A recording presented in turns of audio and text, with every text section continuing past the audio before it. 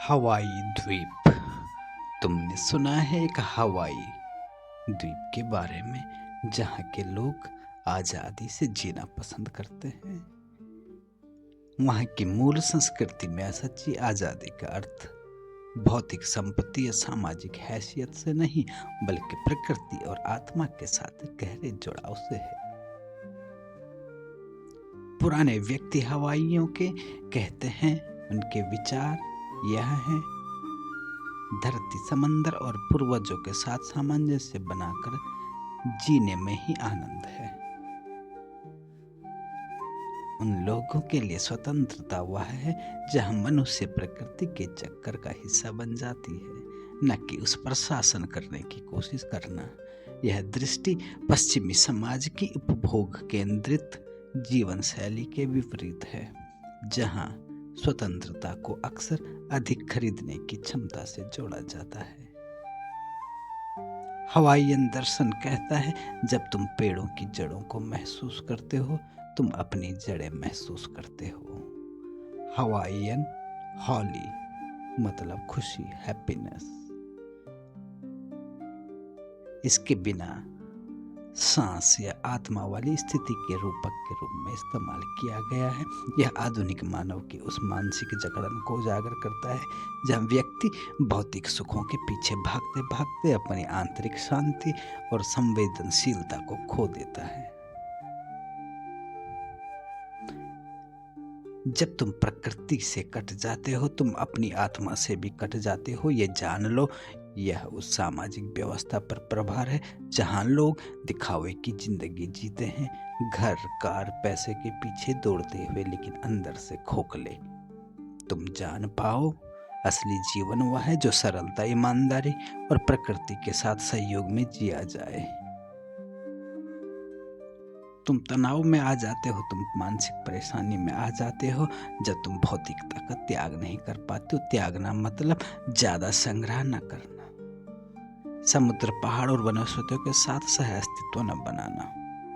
तुम तनाव में आ जाते हो जब तुम अपना आत्मनिरीक्षण, अपनी आंतरिक आवाज नहीं सुनते हो।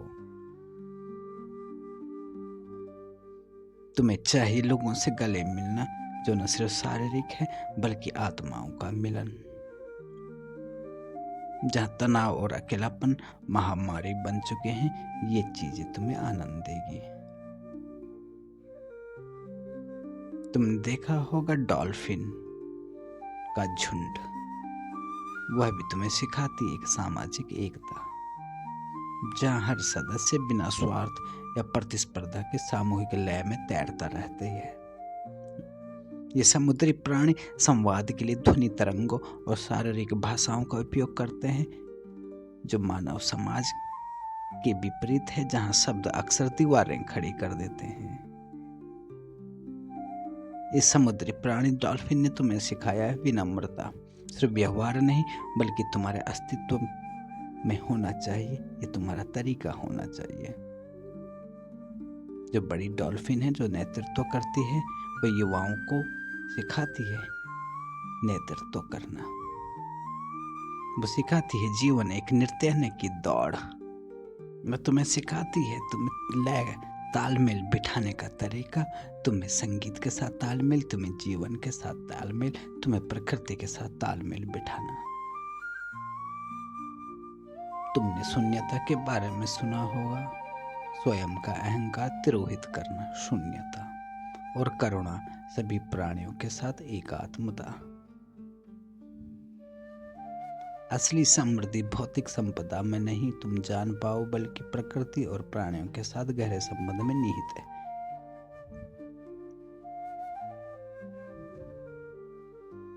सुंदरता का अर्थ है हर प्राणी की अनूठी उपस्थिति को पहचानना, चाहे वह समुद्र की लहर या एक छोटी सी मछली या तुम्हारे जीवन का एक पहलू।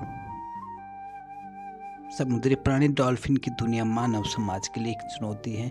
जहां तुम सफलता को व्यक्तिगत उपलब्धियों से मापते हैं, वहीं डॉल्फिन सामूहिक सुरक्षा और खुशी को प्राथमिकता देती है। उनका झुंड कभी किसी को बाहर नहीं करता। ये कारण है कि वे लाखों वर्षों से जीवित हैं। लेकिन तुम मनुष्य ने अहंकार और तुलना की प्रवृत्ति में से प्रकृति को एक दूसरे से दूर कर दिया, लोगों को दूर कर दिया। जीवन तभी समृद्ध होता है जब तुम दूसरों के साथ होने में विश्वास रखते हो, न कि पाने में। शून्यता, तुमने सुना होगा क्वांटम मैकेनिज्म, अविभाज्यता, दोनों एक ही सत्य को छूते हैं। शून्यता एक दर्शन हुआ बौद्ध। शून्यता का अर्थ समझाया, कोई भी वस्तु स्वतंत्र रूप से अस्तित्व में नहीं रहती, सब कुछ परस्पर निर्भर है। जैसे एक फूल मिट्टी, बारिश और सूरज की रोशनी के बिना नहीं खिल सकता। वहीं तुमने सुना होगा क्वांटम एनलाइटमेंट।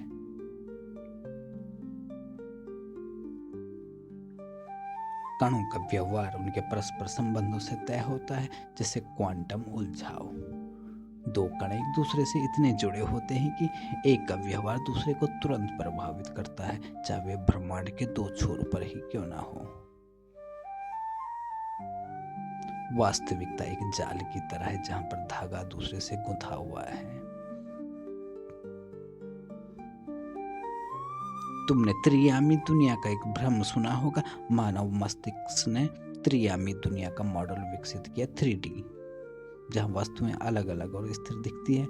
यह भ्रम तुम्हारे पूर्वजों के लिए जीवित रहने के लिए जरूरी था, जैसे शिकार करना या खतरों से बचना। लेकिन क्वांटम स्तर पर यह मॉडल टूट जाता है। यह क्वांटम दुनिया है। यहाँ कण, तरंग और कण दोनों रूप में होते हैं। इनका अस्तित्व संभाव्यता पर आधारित है, न कि निश्चितता पर। बुद्ध ने कहा, जो दिखता है वही सत्य नहीं है। जैसे सूरज पृथ्वी के चारों ओर नहीं घूमती है, पर तुम्हें ऐसा लगता है। यह भ्रम तुम्हें अलगाव का एहसास दिलाता है, जबकि वास्तविकता में सब कुछ जुड़ा हुआ है। सभी प्राणियों का ध्यान रखो, यही सत्य पर आधारित है। जब तुम समझते हैं कि सब कुछ अंतर संबंधित है, तो करुणा स्वाभाविक हो जाती है। डॉल्फिन के साथ तैरते हुए भी यही अनुभव किया जा सकता है। वे अहंकार के सामूहिक लय में रहती हैं, बट बिना अहंकार के। तुम्हें लगता है तुम इंसान अहंकार के सामूहिक लय में, ये समुद्री प्राणी नहीं। तुम अक्सर मेरा और तेरा में उलझे रहते हैं, जबकि हमारा को तुम्हें जीना है। जीवन को योजनाबद्ध करने की बजाय उसके प्रवाह में बहो। जैसे नदी का पानी बिना रुके हुए बहता है, हर पल बहता रहता है। प्रकाश की गति तक कोई निरपेक्ष वास्तविकता नहीं, सब कुछ पर्यवेक्षक पर निर्भर करता है। ध्यान की बात, जब तुम्हारा मन शांत होता है तो तुम शून्यता को महसूस करते हो, वह स्थान जहां विचारों का शोर खत्म हो जाता है। तुम जान पाओगे विज्ञान और आध्यात्मिकता एक ही सिक्के के दो पहलू हैं। इन्हें अलग न समझने की भूल न करना। क्या ये दुनिया, क्या इसे कैसे जिया जाए, दोनों तुम्हें याद दिलाते हैं तुम ब्रह्मांड का एक अंश नहीं हो, तुम स्वयं ब्रह्मांड हो। जीवन की गहराई इसकी जटिलता में नहीं, बल्कि उस सरलता में है जिसे तुम अनदेखा कर देते हो।